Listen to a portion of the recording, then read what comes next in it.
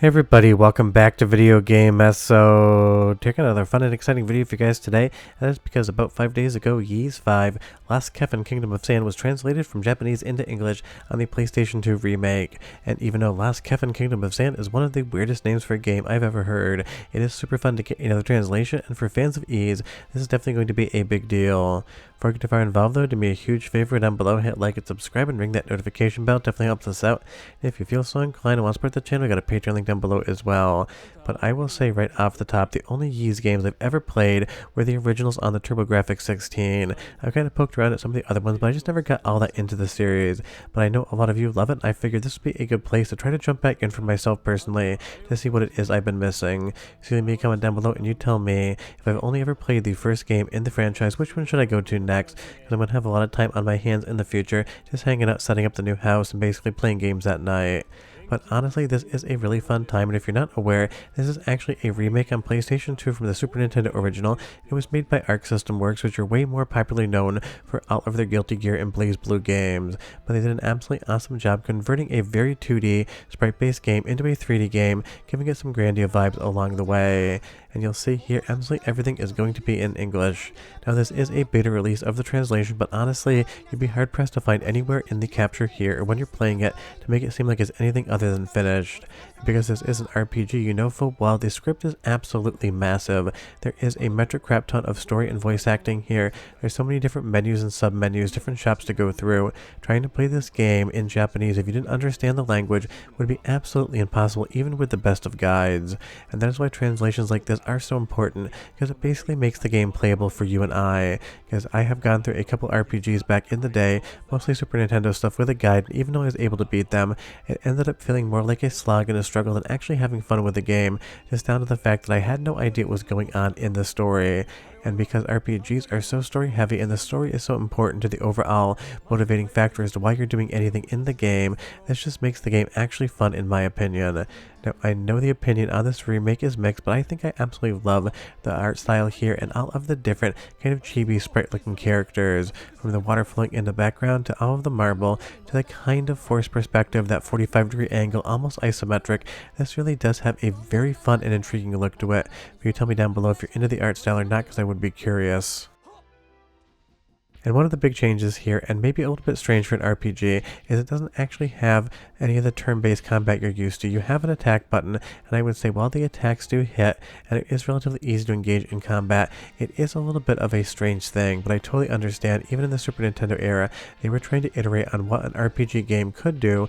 They were trying to get away from that turn-based combat just a little bit. It takes maybe 5 to 10 seconds to understand what's going on, but after that, it kind of does make it feel like you can just run away from every encounter, because of course there isn't a runaway button, and that is something I do like versus the overworld where you just get inundated with battle after battle. Sure, you want to definitely kill enough enemies to level up and kind of make your character stronger, but sometimes you just get caught fighting scrub enemies over and over again in RPGs, and when you want to just kind of make some progress, it can feel a little bit annoying.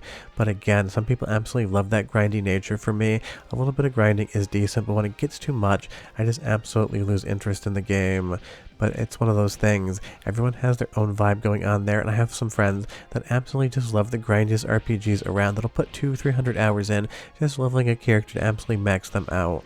But a translation like this must have been absolutely a massive amount of work, because I don't know how many lines of dialogue are in this game, but I know at least in this screen capture alone, you're probably talking about somewhere around like 4,000 lines of dialogue across the entirety of the menus, the shops, and all of the different characters you're interacting with. And just think about how long this game is going to be, and then you realize how much work's actually been put into something like this, just for fans of the franchise and newcomers alike to be able to enjoy the game as it was originally intended. And it's one of those things, not every single Ys game came over to the US, and it was a really mixed bag, so having something like this available just makes fans of the franchise that much happier.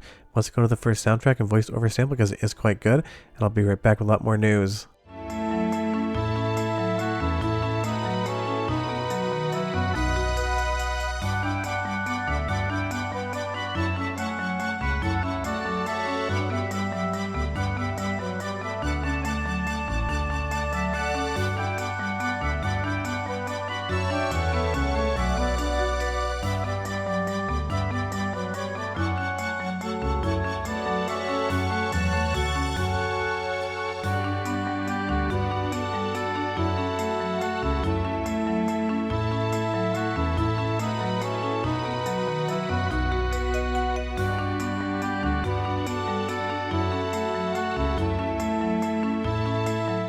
super fun music, and I think the next soundtrack sample has the voiceover because I did move some clips around right at the end here. But as we get into this interior, this game absolutely has Dreamcast vibes going on, even if it is a PlayStation 2 game. Had this come out on Dreamcast, I think it would look identical and look just as good. But the hard thing about something like Ys, at least for me personally, is the daunting amount of games that's actually in the franchise.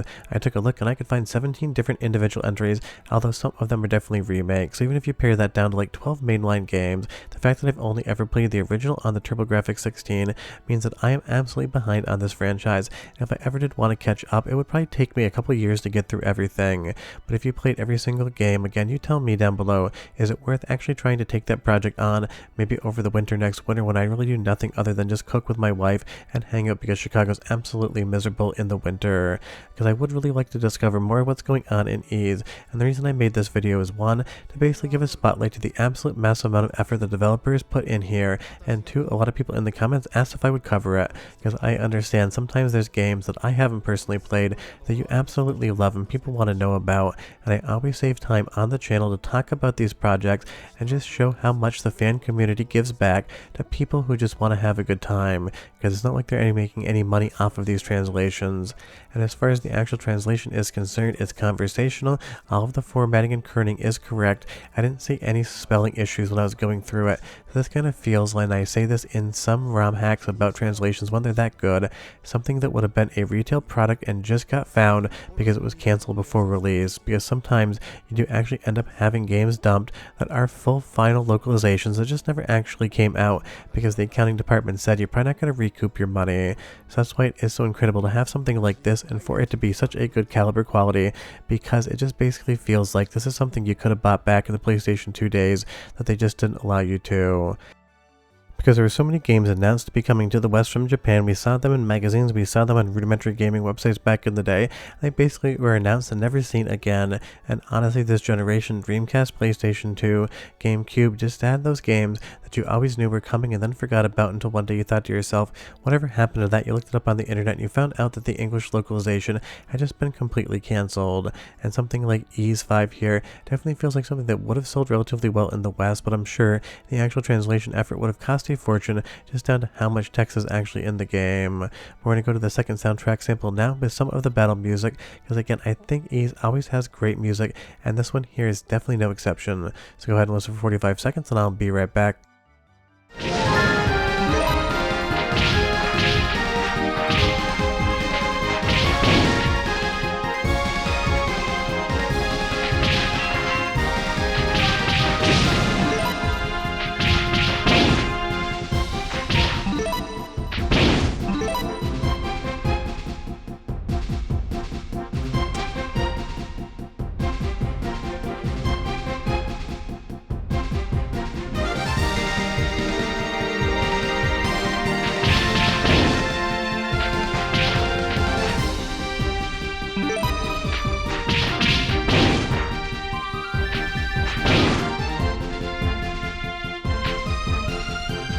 I mean, classic RPG music and the fantasy vibe, but it works what it's trying to do here. As you go into one of those shop sub menus, you're going to see, again, every single thing here is going to be in English, from the descriptions of the actual weapons to all of the numbers to everything else you need. So there's going to be nothing holding you back playing Ys 5 on PlayStation 2, except the amount of time that it'll take you to actually beat the game.